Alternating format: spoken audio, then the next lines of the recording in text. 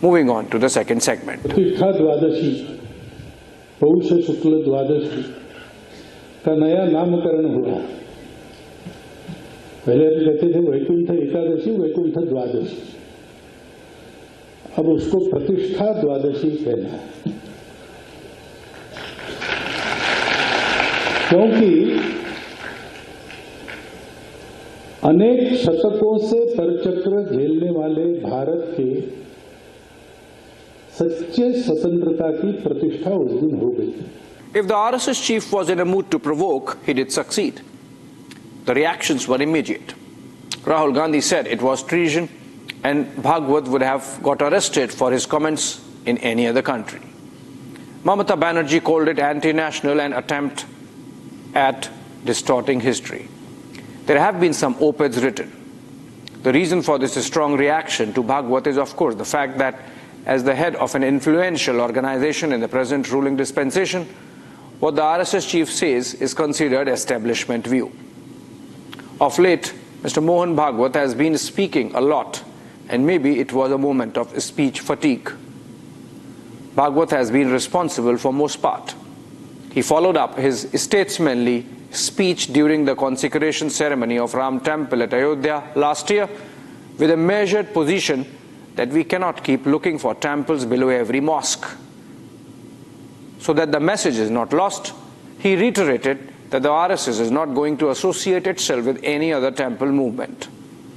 He has criticized the use of temple politics to fast-track individual careers and sought dialogue for Hindu-Muslim unity. India became independent on August 15, 1947. You cannot mistake that. You cannot tinker with that fact. Sometimes it is just dismissed as a mere transfer of power, which it was. But it was much more than that also. The Independence of India Act made us a sovereign nation.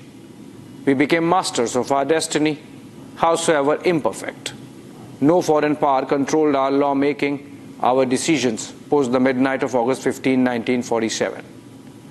More significantly, the independence brought about India, that is Bharat, as a geographically whole political entity. The India of August 15, 1947 came closest to the civilizational idea of Bharat that has existed since time immemorial. Maybe not for the first time. It has happened off and on through empires, ancient, medieval and modern. From Ashoka to Akbar, from the Guptas to the Marathas, and ultimately the British. Bhagwat was obviously pushing the civilizational idea of India, that is Bharat, by claiming that we became truly independent on the day of the Pran Pratishtha of Ram Temple in Ayodhya. Many thinkers of the past and present have believed that the subjugation of India by the British was only part of a continuum that lasted for a millennium, beginning the invasion of Muhammad bin Qasim in Sindh sometime in 712 Common Era. That India faced an onslaught on its existing civilization under waves of invasions. That those invasions brutalized the resident civilization no ends, but ultimately failed to completely obliterate it. That the remains of Hampi in the south and the in-your-face temple architecture of the Gyanvapi Mosque in Varanasi are a daily reminder of that brutalization.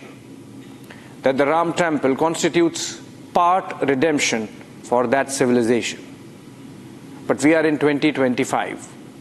While the Ram Temple might be a moment of religious reinvention for the followers of the Hindu faith, fact remains that a great mass of citizenry, the non-Hindus, do not connect with it. That in the minds of this considerable section of society, the contest might not have ended despite the Supreme Court verdict. In an op-ed in the Indian Express, for example, Faizan Mustafa wrote that we need to eschew newly invented excessive religiosity that we have seen in recent times and adopt modernity. Let our religions build bridges of solidarity. Mustafa also underscored that the Supreme Court judgment on Ayodhya never proved that a temple was destroyed to build a mosque. It is this denialism of the Muslim elite that no temples were destroyed, that there is no evidence. What of the Buddhist temples that were destroyed by the Hindus? All these arguments are used by the educated Muslim elites in support of their denialism. Ask a simple question. Why is it that you do not see big temples in North India like you do in the South? Why is there no equivalent of a Meenakshi or a Madurai temple in the North? It cannot be that the temple building traditions that existed south of Vindhyas had not traveled up north or vice versa. The Muslim chroniclers of medieval times narrate in some detail the temple destruction activity, which was seen as part of conquest. Maybe it was legit for those times, but it happened. And not just in India, that is Bharat. Happened around the world. Let me briefly tell you the story of the Cathedral of Cordoba in Spain. It used to be a millennium-old mosque going back to the 10th century Umayyad Caliphate, of which Cordoba was the capital. Yes, Islam had traveled that far by the 3rd century of its coming into being. The mosque, like it happened in the Islamic conquest through the rest of the world, was built over an existing church. There was peace till the time that the empire lasted, but the contest never ended. In 1236 CE, the forces of Ferdinand III reclaimed the cathedral and Christian prayers were restored, retaining the grand architecture of the mosque. In modern times, it came to be identified as Mosque Cathedral of Cordoba and became a huge tourist attraction in Europe as a symbol of shared Islamo-Christian past. But since early 2000s, there's a movement led by the church to disconnect with the Islamic bit of the history. The word mosque has been dropped from the title and print and online publications about the site. It is now officially called the Cathedral of Cordoba.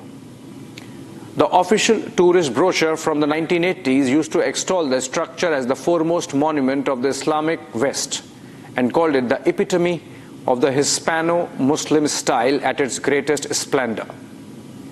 Since the year 2006, however, the church debuted a new brochure which only states that the building was consecrated as the mother church of the diocese in the year 1236.